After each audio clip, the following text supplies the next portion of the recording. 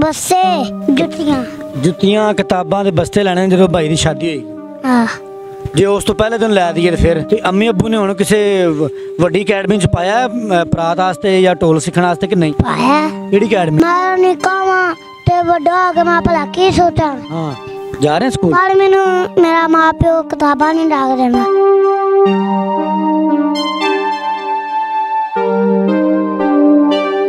मुदस्सिर की बातों को लाइक करें, सब्सक्राइब करें और बेल आइकन को प्रेस करें ताकि नए आने वाली अपडेट आप तक पहुंच सके। अस्सलाम वालेकुम नाज़रीन, आपका मेज़बान मुदस्सिर रशीद आपकी खिदमत में हाजिर है और आप देख रहे हैं मुदस्सिर की बातें, देखते हैं सुनते कानों को मुदस्सिर का सलाम। सोशल मीडिया पर वायरल होने वाला नन्हा बच्चा जो कि एक आपने वीडियो देखी कि परात बजाकर सबको मुतासिर करता है और इसके हाथ में बहुत बड़ा फ़न है और इसका घराना ही ऐसा है कि म्यूज़िक से वाबस्ता है, ढोल से वाबस्ता है।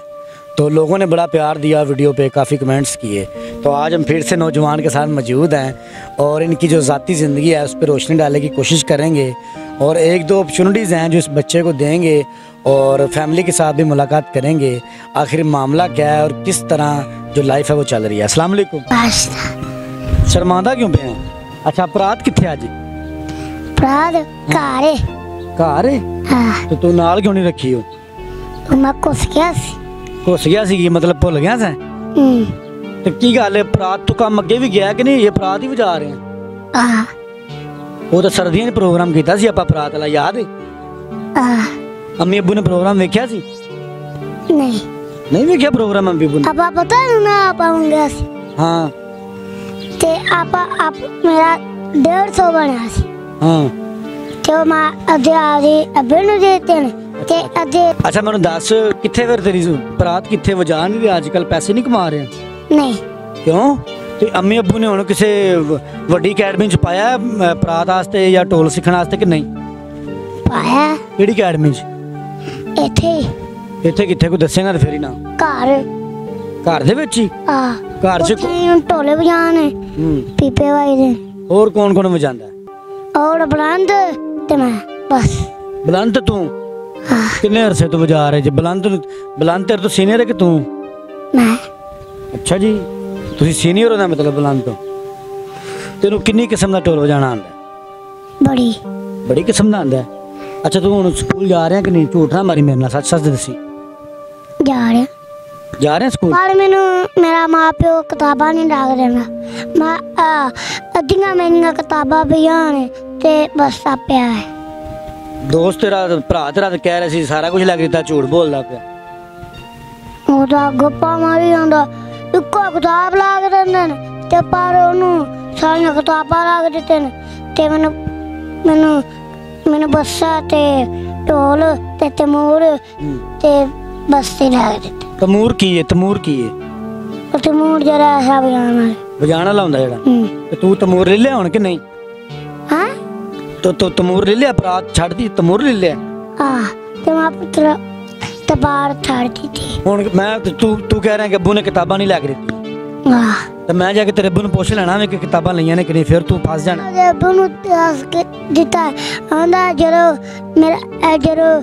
अपने भरा दा विआह वेला ओ तेनु सारे जो आखदा ओ लग दवा। मसलन कि उन्हें कहा जरो भाई दा विआह होएगा तेनु जो कहेगा लैके दांगा। ते फिर तू की लेना, की सोचा?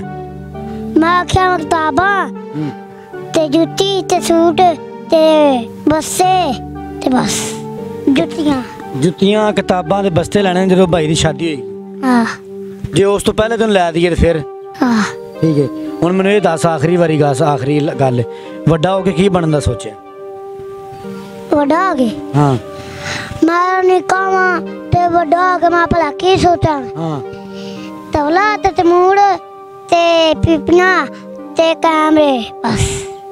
तबला ते तमूर ते ढोल वड्डा हो के सीखना? ते तू पढ़ना नहीं, पढ़ के फौजी अफसर नहीं बनना? तो फिर ढोल ते तेनू नहीं बना सकदा अफसर। पहले तो मैं पढ़ना ना। तुहाडी झुगियां स्कूल भी हैगा मैं वेख्या वे। तू उत्थे स्कूल जा रहा कि नहीं? जा रहे हैं तालीम हासिल कर रहे हैं। तो फिर ढोल छड्ड दे, हाँ फिर पढ़ सुकून नाल ते नाले भी शौक करना है। शौक करना चलो ठीक हो गया। नाज़रीन ये था वो मासूम बच्चा जो सोशल मीडिया पर वायरल होता है, परात बजाता है और बज़ाहिर फैमिली में नन्हा बच्चा है और मीर आलम घर से इनका तल्लक है। वालिदैन ने बुक्स भी लेकर दी हुई हैं और ये खुद पढ़ने नहीं जाता, इसका अपना एक शौक़ है। तो जब इंसान की एक अपनी मर्ज़ी होती है, अपने शौक़ होते हैं, तो फिर माँ बाप पर कोई सवालिया निशान नहीं लगता। तो कोशिश करेंगे इनके वालिदैन से बात करें, अगर वो इंटरव्यू देंगे तो उनका भी लाइफस्टाइल आपको दिखाएंगे और इनके भाई से भी मुलाकात कराएंगे।